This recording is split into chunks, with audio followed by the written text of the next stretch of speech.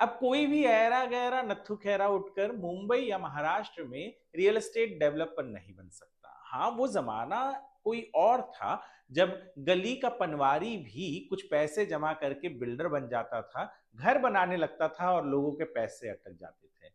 क्यों अब कोई भी बिल्डर नहीं बन सकता? उसके पीछे का बड़ा कारण यह है कि अब बिल्डर बनने के लिए देनी होगी तीन तीन अग्नि परीक्षा, तब जाके कोई बिल्डर अपने घर बेच पाएगा।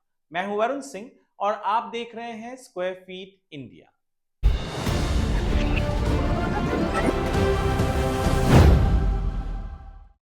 रियल एस्टेट को मैं पिछले 20 सालों से बतौर पत्रकार कवर कर रहा हूं और आज मैं आपको बताने जा रहा हूं कि कैसे महारेरा ने ऐसा सिस्टम बनाया है जिससे घर खरीदारों की सुरक्षा पहले से कहीं ज्यादा मजबूत होगी। पहले, खास करके रेरा से पहले या रेरा के शुरुआती सालों में जितनी प्रमुख शिकायतें देखी, उनमें से ये चीजें बार बार आई। देरी से पोजेशन, प्रॉमिस्ड एमिनिटीज गायब और सबसे बड़ा, पैसों का डाइवर्जन। यानी बिल्डर्स आपसे पैसे किसी चीज के लिए, घर बनाने के लिए, आपको घर देने के लिए लेते थे, पर वो पैसे वो कहीं और डाइवर्ट करते थे।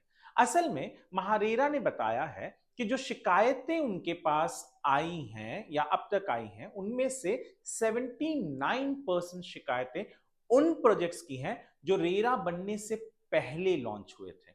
यानी पुराने प्रोजेक्ट्स में ज्यादा दिक्कतें मिली। इसी वजह से अब महारेरा ने प्रोजेक्ट रजिस्ट्रेशन के दौरान 3 अलग-अलग टीम से कठोर जांच करनी शुरुआत कर दी है। पहला है लीगल, दूसरा फाइनेंशियल और तीसरा है टेक्निकल। मकसद यही है कि प्रोजेक्ट को रजिस्टर करने से पहले यह सुनिश्चित कर लिया जाए कि टाइटल क्लियर है, पैसा है पूरा बिल्डर के पास, और जो बनाना है बिल्डिंग वो टेक्निकली फीसिबल है या नहीं। सबसे पहले है लीगल स्क्रूटिनी। यहां जांच होती है जमीन के कागजों की। देखा जाता है कि बिल्डर के पास सही टाइटल है या नहीं, जमीन पर कोई केस या लोन तो नहीं चल रहा है, और जो भी परमिशन जरूरी है वो मिली है या नहीं। मतलब लीगल तौर पर प्रोजेक्ट क्लियर होना चाहिए। दूसरा है फिनेंशियल सिक्योरिटी। यहां चेक होता है कि बिल्डर के पास प्रोजेक्ट पूरा करने के लिए सही फंडिंग है या नहीं। यानी बिल्डर केवल सिर्फ नाम के तौर पर तो बिल्डर नहीं है, उसके जेब भी भरे होने चाहिए। जी हाँ, सीए सर्टिफिकेट के जरिए प्रोजेक्ट की लागत और उपलब्ध पैसों की जांच होती है। साथ ही 70% पैसे एक अलग अकाउंट में रखने की व्यवस्था से यह सुनिश्चित किया जाता है कि पैसा सिर्फ प्रोजेक्ट पर ही लगे। यानी आपसे जो बिल्डर पैसा ले रहा है वो पैसे उसी प्रोजेक्ट में लगाए, ना कि उससे कोई जमीन खरीद ले या किसी और नए रियल एस्टेट डेवलपमेंट की शुरुआत कर दे। तीसरा है टेक्निकल स्क्रूटिनी।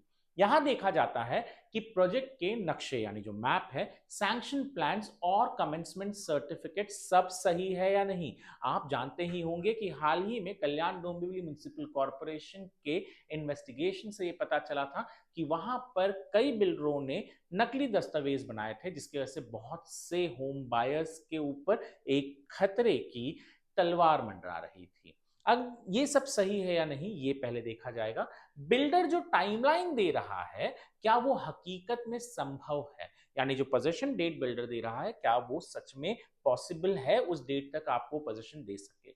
स्ट्रक्चर और टेक्निकल पहलू मजबूत होने चाहिए।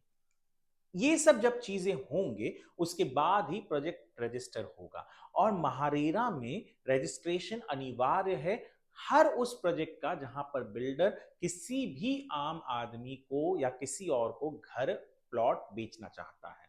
नतीजा ये है कि अब कोई भी प्रोजेक्ट बिन इन 3 लेवल की चेकिंग के रजिस्टर नहीं होगी। रिस्की प्रोजेक्ट्स रुकेंगे, पैसों का मिसयूज कम होगा और बायर्स को मिलेगा पहले से ज्यादा भरोसा और सुरक्षा।